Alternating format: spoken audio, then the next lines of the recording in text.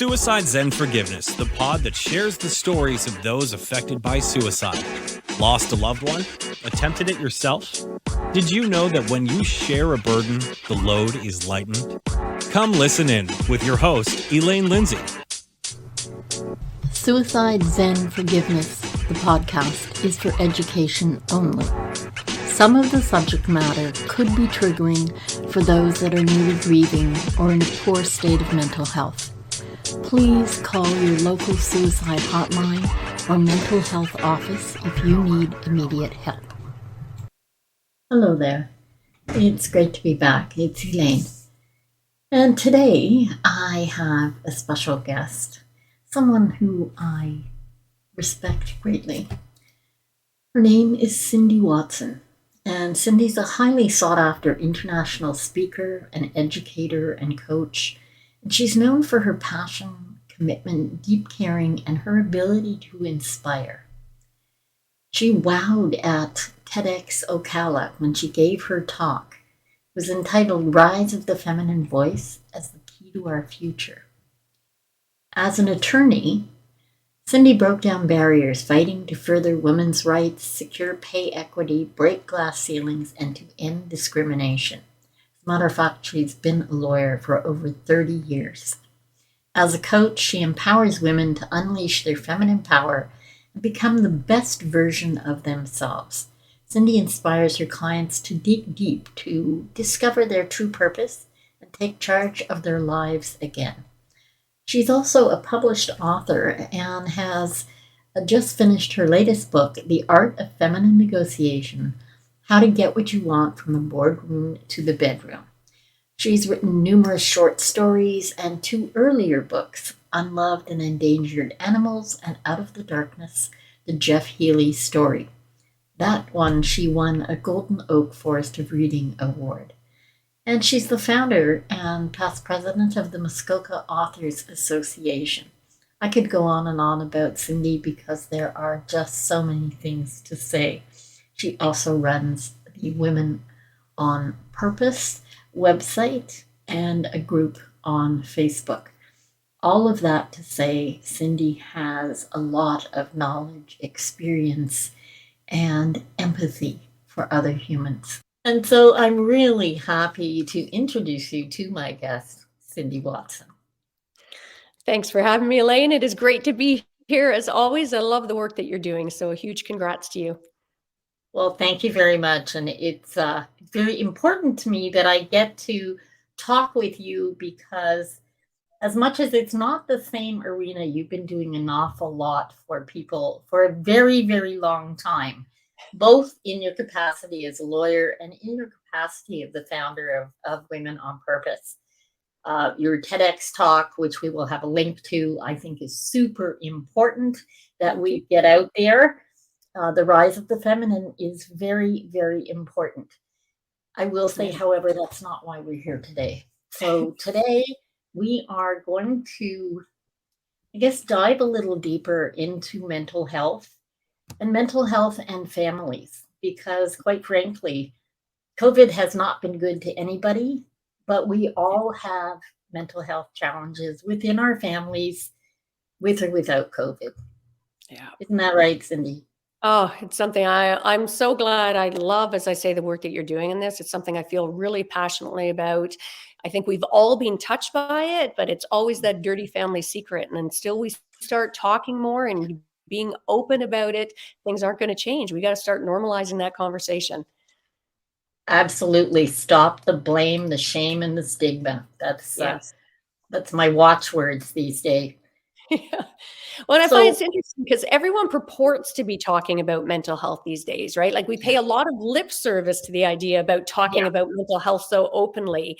But, I often ask when whether I speak to my trade union clients or otherwise, like, are we really talking about mental health? Are we being authentic? Are we being real? Are we being vulnerable? You hear people out there saying, choose joy, and well, that's easy to do if you're already in a good state, but not so much if you're struggling or suffering. Change your language to more positive choices. I mean, we have all of this positive language, and I certainly advocate those messages as well. But I think in doing that, we minimize the impact, like as if we shouldn't ever use the word struggling or suffer, like as if it'll magically disappear if we just don't talk about them. And it is not that simple. That is such a good point, and absolutely, because I know that the family says I'm unfortunately a little too joy personified at times, because I do have a gratitude attitude because out of need. Yes. And for me, pushing that for me works to keep me on track. Yeah. So it's not, I know it's not for everybody. And what you're saying about mental health, to me, it's like we're just putting the icing on the cake. Yeah. Nobody's actually getting into the cake. Yes. We're just kind of doing the icing. Nobody's bothered to get in there. Okay. Oh, I love that analogy. I love that analogy. Yeah. And don't get me wrong on that. Like, and thank you for raising it about, because I am a huge advocate of gratitude and embracing joy. And I believe it's important to choose joy and love and connection. And I believe that words matter. You know, we want to call our best future to us. But I think when we avoid our real feelings, when we don't get into the cake, as you say, if we pretend they don't exist, they don't just evaporate, and we're not doing anybody a service by ignoring that.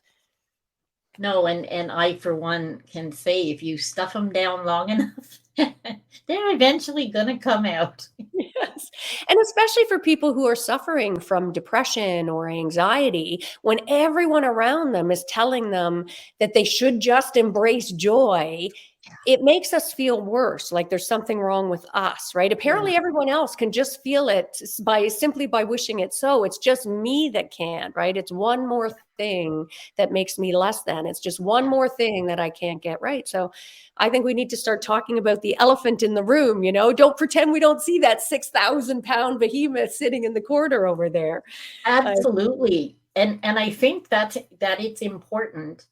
I know that as much as I push gratitude, I no longer stuff down those feelings. If I'm having a bad day, if I'm just feeling like, you know, some days are very painful and some days it's just like, you know, I don't know if I can take any more pain at the moment. That's the time that I've trained myself to kind of look around and go, you know what? You got out of bed today. Yeah. You're not using a cane today. You're trying to walk the dog today. These are all good things. Yeah. And then the dog licks my face and there's a little more happiness there. But I think it's important that we acknowledge those bad feelings when they're there. And don't stuff them in. I think not only for the individual, I would say, because we're talking here about families dealing with mental health as well. And I think, you know, often the family thinking they're doing the best thing, they don't allow the space for the person to feel the feelings or express the feelings, because we just want it, you know, if we ignore it though, if we don't try and coax that elephant out into the room, out of the corner, as I say, it's going to end up sitting on our chest. And in particular for the person who is potentially suffering, you know, I think it's important that we start, as I said at the outset, we've got to normalize the conversations around this. You know, we all have mental health, like our physical health, you know, and some have great health, some not so much. And it's not always and forever. Sometimes we get sick, you know, when we're sick physically, we get help, we take care of ourselves, we get better. It's a spectrum. And it's okay to talk about our physical health. We are rarely embarrassed or shamed when we share our physical health status. But that is not the case for our mental health, right? There's still such stigma. And I think we got to know there's stigma within ourselves and from others. So we judge and we're judged. We shrink and we get shrunk. And it makes no sense when you unpack it, because we all have mental health. And like our physical health, it's a spectrum. So really critical that we find those meaningful ways to talk about it. And I'm so glad that you are doing it. Stop making it about us and them as well. Like, let's acknowledge have mental health. It's not like, ooh, them, let me be really benevolent and, you know, come like acknowledge we all have it sometimes. I think that's so important. And I think that's a really good point that you made there, not just the us and them, but it's being able to acknowledge it within your family. Yes. And you know, I think a lot of boomers came from the age of, just don't talk about it, it'll go away. Yeah. Yeah. That doesn't work with a lot of things, including pregnancy, funny enough. That's so good. Well, and it's funny because I was asked to speak recently at a big trade union event about, and again, they had a number of sort of expert speakers talking about mental health. And I was sitting at the back of the room waiting for my turn. And you hit the nail on the head, Elaine. They were all talking sort of at this high level about it, but nobody was getting into the cake, right, of it and getting messy, which then doesn't give anybody permission to. So I got up and I said, and I was thinking to myself, suicide rates are at all-time highs. Depression, anxiety, psychosis, all on the rise. So I'd said, Bell has that campaign, Let's Talk. So allow me to volunteer to start and get real and authentic. We've got a long history of family health issues. My grandmother threw a pot of boiling water at my grandfather when my dad was on his knee at only 2 years old. I had an aunt who tried to stab an uncle. I had a cousin who committed suicide. We've got a long history of addictions and drug use, an uncle that died on the street. And growing up, these were shameful secrets, right? I mean, and it was their circumstances, bad upbringing, and my future would be different. My family would be exempt until it wasn't, right? And absolutely. Yeah. My father's only sister, my Aunt Margaret, died when I was 7. I didn't know until maybe 15 years ago. Well, we still don't know what happened because her husband beat her senseless constantly. Yeah. But she ended up with a drug problem from, pain pills and what have you.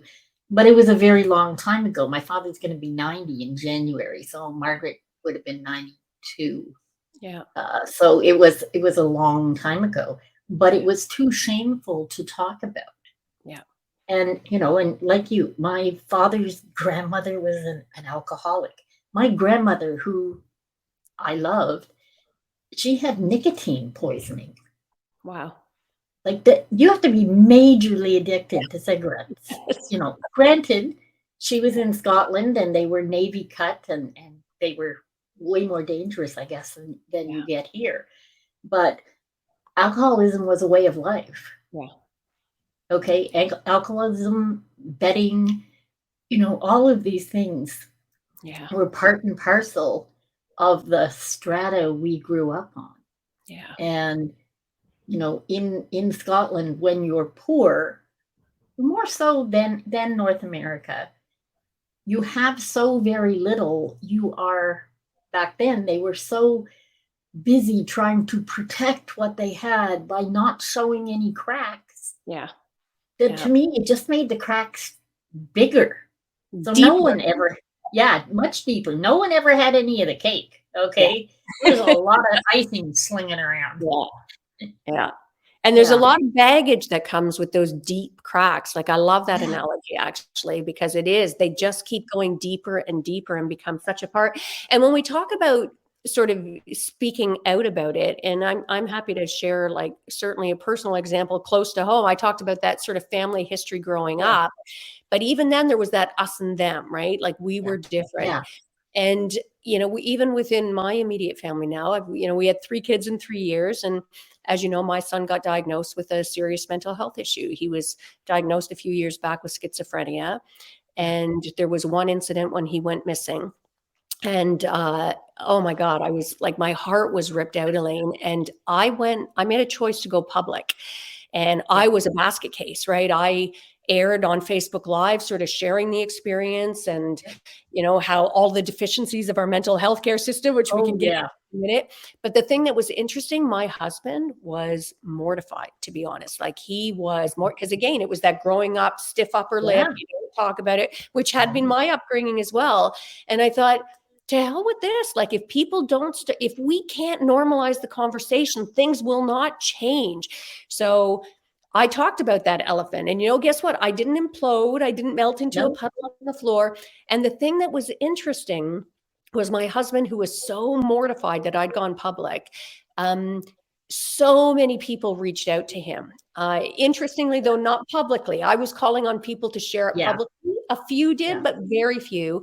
But 100 people within that first week reached out to my husband, all of whom, as you can imagine, my sister, my mother, my wife, my kids, it was a universally shared experience, but nobody was talking about it. So everybody was feeling that shame.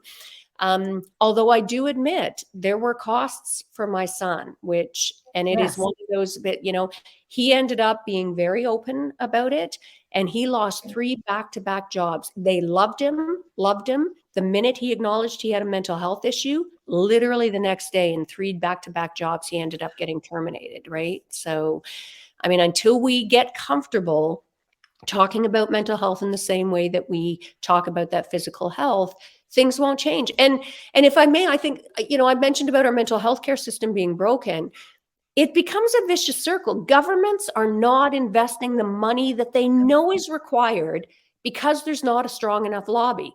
And there's not a strong enough lobby because people are too embarrassed to share their stories, to hold up their hand and say enough, which is why, again, we've got to start talking about the cake so that people become an effective lobby group, so we can start getting some of the changes that are critical if we're going to start, affecting meaningful change on this. Absolutely. And it's like we talk about that elephant in the room, the behemoth. Well, there's an entire herd of elephants, and put the tag shame on them. And that's why.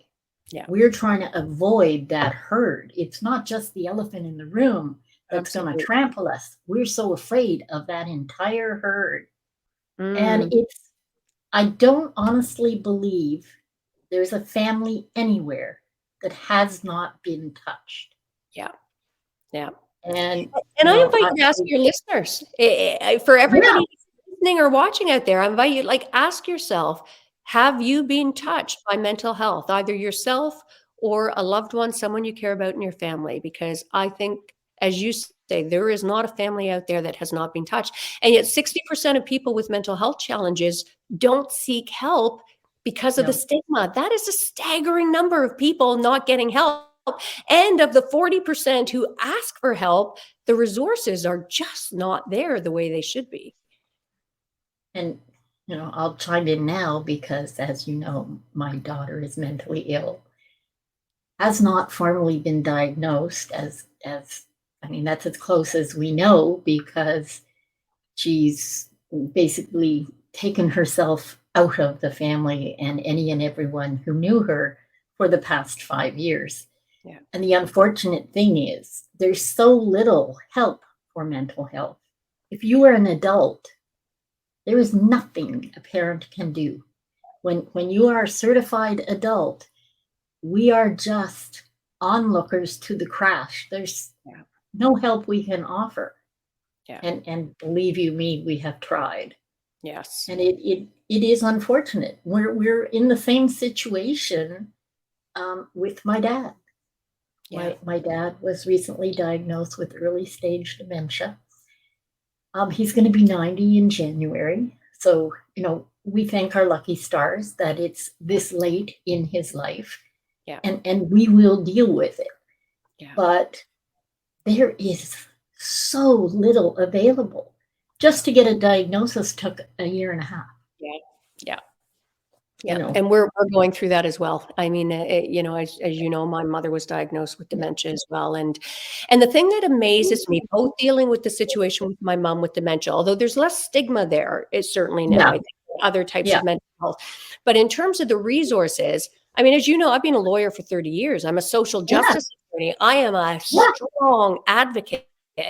And bringing all those skills to bear, I can't tell you, Elaine, how many points through the process that I thought, what the heck do people do out there who don't have that kind of sort of advocacy background? Because even with me constantly applying that pressure and asking all the right questions and going up the food chain and advocating and advocating and advocating, it was a painful process. It was pulling teeth at every possible step of the journey. And it broke my heart thinking about families who don't have most people don't advocate that vociferously, and I can't imagine what their experience must be. And I I guess I'm a relatively strong person and a bit of a pit bull when it's people that matter to me. So I just won't let go. But like you, I feel for all those people who aren't, aren't as pushy, aren't as loud, aren't as vocal on expecting something to be done. Yeah. Because they're just stuck there. Sadly, we went through this a number of years ago in the health system with my best friend who had cancer. And because her and her husband were not loud about requiring things, yes, she found out she had cancer in an emergency room. Yeah. Wow. That's not how it should be. Not at all. Yeah. And I think women are particularly disadvantaged in both aspects because we have been so conditioned not to self-advocate, not to be the squeaky wheel. We are less likely to be taken seriously or to even advocate for ourselves, which is a real ongoing problem that needs to shift. And COVID has certainly exacerbated the problem. I mean, we were already, I believe, at a crisis in terms of the mental health care or the lack thereof, frankly. The lack.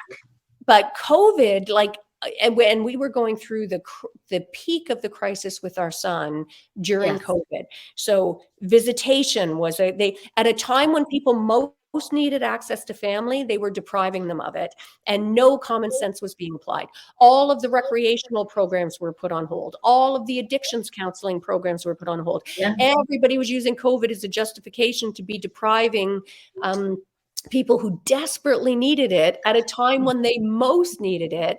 And we haven't seen any of that pick back up again. It's still, again, it goes back to, we need a really strong, effective lobby. And that's only going to happen if we all start speaking up and recognize ourselves where our biases come. Like I often challenge people and myself to think, how many times have you used terms like, crazy or off, loopy, not right in the head, whack, cuckoo, bonkers, demented, whatever, loony, psycho, and utter. It is no wonder that the people around us won't speak up when they need help. Who wants to wear Absolutely. Yeah. And I did a show about this. I think it airs tomorrow, about the fact that I finally figured out why I was so adamantly aware of, in my generation, if you showed any signs of not being what they quote normal, you could be locked up. And in fact, a young man I knew was, because he was a runaway. And they had nowhere else to put him. And they put him in an asylum. And that was a bit of a triggering factor for me. But to go back to what you just said about mental health and addictions and what have you, I find it interesting that in a country where the government runs the Liquor Control Board, throughout COVID, liquor stores were open. And I do understand, because of addiction, you cannot deny certain people their drug of choice. I totally get that. But on the other hand, it was only available because the government makes them an awful lot of money. From those stores. And I didn't even buy the addictions argument, to be honest, Elaine, because it's no addictions expert would say that the appropriate treatment is to get unfettered access to it. If the agenda was really to deal with people who were addicted and potentially would have withdrawal, there are any number of easy ways that could have been monitored where they get it in increments, but they didn't. It wasn't. It was declared an essential service throughout COVID and allowed to go for purely financial reasons. I agree with you. And it's funny when you talked about that sort of needing help piece. I think as a society, we have attached so much value to, I'm a self-starter, I'm a this, I don't need help. And we need to stop attaching that value to not needing help. And like you had mentioned, I was brought up to pride myself on just sucking it up, grin and bear it, fall down and get back up again. Don't show weakness. God forbid, don't show weakness. And I think one of the precursors to starting to shift the dialogue is, let's stop celebrating that isolated lone wolf response to mental health. Yes. Let's start recognizing that we all have vulnerabilities and it's okay to ask for help. Yeah, because, I have opened up about the fact that I was what I considered a one-man band or one-person band because I wanted to fight my own battles, and that's how I was brought up. I know so many people like that. What's really interesting to me is millennials and Gen Z or Z. Yeah.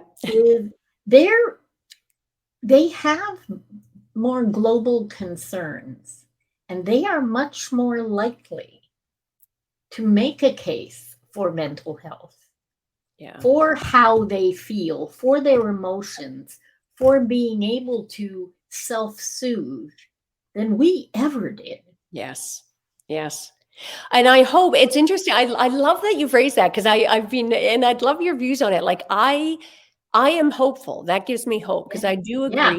I think that generation, there is definitely more openness to a vulnerability there. Yeah. And yet there's that one part of me that is like, we still need to be really vigilant about this, because think back to the 60s with the hippies.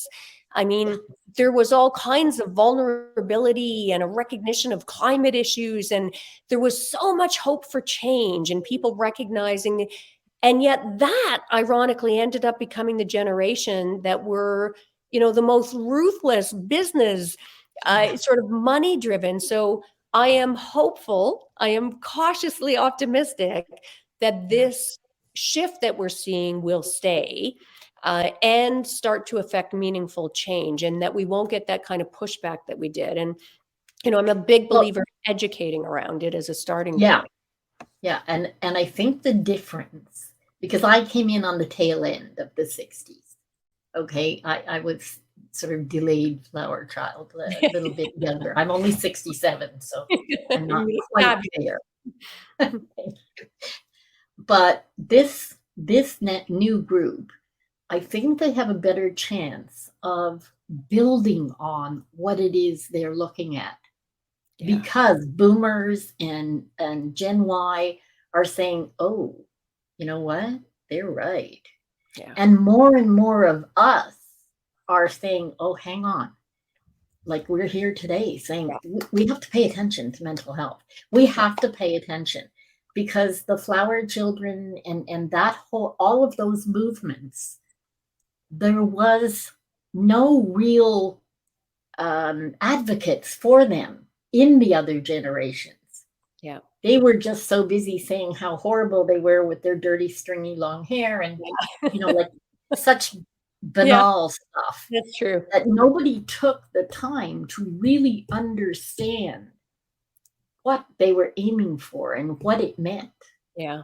No one handled the Vietnam veterans that came back. Nobody took into consideration all of the mental health issues that war engenders in people, and that we had been seeing but not looking at through 2 world wars, through Korea, then Vietnam, and it just was to me such a tidal wave of negation that the hippie movement and all of that, they just gave in to what was. And okay, fine, let's just get on board.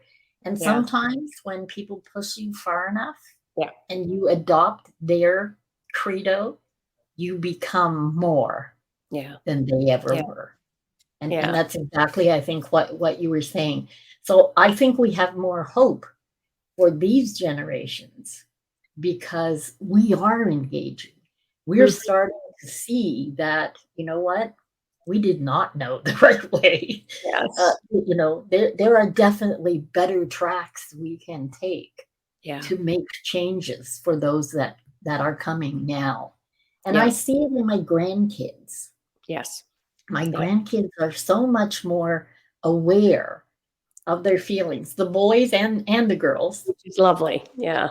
Yeah, it really is. And there's no, well, that's a boy thing and that's a girl thing. And there's none of that. Yeah. And to me, that makes me very happy, because now that we have a multitude of, I'll call them genders for lack of a better word, now that we all use the pronouns that matter to us. I have to admit, I'm a boomer. I was brought up with proper grammar, so the only one I have a problem with is they, because it's plural. But all kidding aside, you can be whatever you want to be, and wear whatever you want to wear. If you can find happiness in that, and you can be productive and love other humans around you, then I say, hey, let's have at her. Yeah. And it's funny, I think that touches on three things that I see as the key to shifting, and again, that really give me hope. And one is our education system is now supporting it, right? So we are seeing those discussions take place in our education systems, which you certainly didn't during the 60s or 70s or at any point. And I think that helps support. But also, whether on gender or issues of mental health and vulnerability, people are reflecting more now on our biases, right? And paying attention to ensure their best mental health and accessing resources, right? And I think people are becoming increasingly aware of our language, right? Are we using disparaging language? Are we calling out the language of others and changing the culture one conversation at a time? And that certainly gives me hope. I think that trifecta will help, I think, prompt the kind of lobbying for change that we need, whether it's programs being cut during COVID or our system being so reactive rather than proactive. Like, my gosh, let's get a proactive system, make sure that we have enough resources allocated, that there is enough support available, staying away from what we're starting to see, this privatization of our healthcare, especially around mental health, where we're making it so impossible to access that they're setting up the circumstances to create a two-tier kind of privatized healthcare system. And we've done that before, and it didn't work. No. And at a time when, the rest of the world looked to Canada and held our healthcare system up on a pedestal. And here we are now starting to follow a more Americanized model that we know has been a dismal failure. It makes no sense. No, it really doesn't. And we went through that two-tier system. When I was in my early 20s, my aunt had very serious health issues. She was the first person in Ottawa to have open heart surgery, the first woman, and had breast cancer, and you name it, she had it. Wow. And it was a real problem for us. And when the two-tier came in, well, of course, her doctor definitely wanted the two-tier, and that's where he went. And it became a real issue for the family, because we didn't see her getting better care or better service. We just saw her paying a lot of money. Yes. Yes. And that became a bone of contention within the family, because it was, my grandmother was unhappy with this. We weren't seeing any changes in my aunt. We weren't seeing her get any better. Yeah. And, luckily that system fell apart pretty quickly. Yeah. But it's interesting to me, because it's short-sighted, even for those who believe that it's, well, economically we can't support it and blah, blah, blah. The objective evidence is to the contrary. Mental health is the most expensive disability in the workplace. 500,000 Canadians call in sick due to mental health every week. And in the US, from depression alone, 200 million lost work days a year. That's almost 4 million a week. Like, even from an employer's perspective, employers should be out there lobbying, employers who fail to recognize and adapt to these new realities. This is a huge economic cost. Put the money into proactive care to ensure that we've got appropriate mental health care. And the cost benefit of that is going to be profound at the back end. And I will say this, what we're seeing, because I have a lot of connections in HR, and in this new leadership model, that people are looking at leadership to light the way for a better, more inclusive attitude, and taking on board, treating your employees like people. Yes. And understanding that they have feelings and emotions, and they need to be part and parcel of what you're doing. Yeah. It's no longer, that lovely C-suite up there and everybody else is just, Yeah. little ants down here. Yeah. The whole system needs to embody the values and the mores that you want in place Yeah. in order to get people to not just buy in, but to feel good about what they're buying into. Yeah, I love it. And I don't know that their intentions were so high, but I'll take it any way we can get it. I think for a lot, COVID again really escalated that process because you had the great resignation or the great reset, wherever you want to call it. And I think it was a huge wake-up call to employers. If you want to attract and retain top talent, you need to start focusing on the mental health of your employees, create wellness programs, offer them balance programs, really focus on making sure you've got environments that improve their mental health as well as that physical health. I think and we all need to take some responsibility as well. I think we've defined success for so long based on that very competitive model where everything is about amassing material. Maybe it's time we all start focusing on our mental health, right? Be intentional, give ourselves grace, don't underestimate. We've talked about COVID a number of times. Don't underestimate the impact that global grief has caused, that kind of polarization that we're seeing, right? That will help avoid our burnout rates are at all-time highs, mental health and morale are at all-time lows. They say suicide, the rates are at all-time highs. And to think that for every suicide death, there are 100 attempts, that is a pretty terrifying statistic. It really is. Those stats are unbelievable. A couple of weeks ago, we went out for dinner. We took my dad out and just went to Boston Pizza. And when we got to the reception desk, the gentleman at the desk was one of the managers. And he said, "Oh, if you don't mind waiting a few minutes, I just have to see which of our servers is able to take on another table." Yeah. Which, think back to before COVID. Yeah. No one thought about the poor person that was serving 100 tables and running back and forth and doing whatever. But in order to maintain staff now, even at that level, they have to start paying attention to the whole person. Yes. And I thought, wow, that is really cool. Yeah. Yeah. And I love it because we can't keep our head in the sand any longer, right? I mean, the statistics, 48% of employees are experiencing at least one work-related mental health risk factor. I mean, it just the stats are, so it's time to stop being ostriches, get our head out of the sand. So everybody pick up your heads, get out of the sand, stop just eating the icing. Let's all dive into that cake and make a mess. I love it. I love it, Elaine. Kind of an odd way to put it, but well, I have to say thank you so much. I knew this was going to be a good discussion from the get-go. But how about I have you leave our audience with maybe a little gem or thought from you about what each of us can do going forward to help ourselves, but also be aware of others. I love that. I love that. I would say I'll take, if it's okay with you, sort of two tacks. One is what you can do on the broader picture, because I think we all want to take some ownership of that. One is educate yourself as much as you can. Reflect on your own biases. Pay attention to the language that you're using and be prepared to lobby for change. And the other angle I'd like to take, though, that I think is important for us to all think of is what are some things you can do to improve your mental health? Because again, it's a spectrum for all of us. So, Elaine, you so beautifully already talked about gratitude. I talk a lot about the gifts of gratitude as being a really powerful motivator, recognizing the power of our thoughts, that our reality is determined by the meaning that we attach to the things that happen to us. So really taking control of that, directing your focus.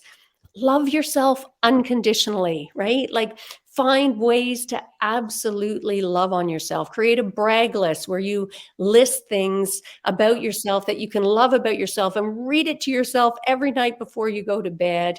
Live fully present, in the moment. Live mindfully.